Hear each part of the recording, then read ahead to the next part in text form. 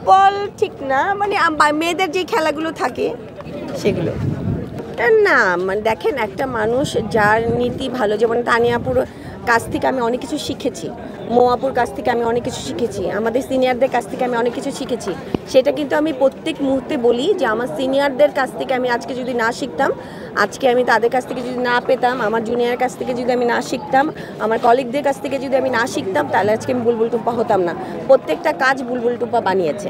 আর আমি মনে করি যারা মনুষ্যত্ব থাকে তারাই মনে করে। কেন প্যারিস থেকে আমার স্টুডেন্টরা ফোন দেয়, ওরা প্যারিসে শো করছে, তো আমার ভালোই লাগে।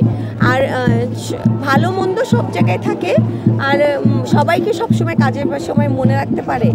আর আমার কাছে মনে হয় যখন মানুষ বেশি চাওয়া থাকে তখনই কষ্ট পায়, যত কম চাওয়া থাকে তখন মানুষ কষ্ট কম পায়। সো আমি এটার থেকে আমার কাছে মনে হয় যখন যার সাথে দেখা সবাই আমার সাথে খুব ভালো বিহেভ করে। ওয়ালটন আবারও মিলিনিয়ার অফারে ওয়ালটন ফ্রিজ কিনে আপনিও হয়ে যেতে পারেন মিলিয়নিয়ার। মিলিনিয়ার ছড়াছড়ি দেশ জুড়ে, এটা শুধু ওয়ালটনই পারে। খুবই ভালো লাগছে, আমি খুবই এনজয় করছি এবং আমি পায়ে ব্যথা পেয়েছি, তারপর আমি এসেছি খেলা দেখতে। আমরা সবাইকে উৎসাহ দিব, ভালো কথা বলবো। আমরাই পারি পৃথিবীটাকে চেঞ্জ করতে সুন্দরভাবে, পজিটিভ কথা বলে। তো আমরা চাই সবাই ভালো থাকুক, সুস্থ থাকুক। আমার কাছে মনে হয় করোনার পরে আমরা কেমন জানি একটা অস্থির জগতে বাস করছি। সবাই সবাইকে মানে হিংসা বা মার মুখী একটা আচরণ দেখছি, বাট ওইটা না হোক। আমি চাই সবাই হাসি মুখে সবার সাথে ভালো বিহেভ করবে।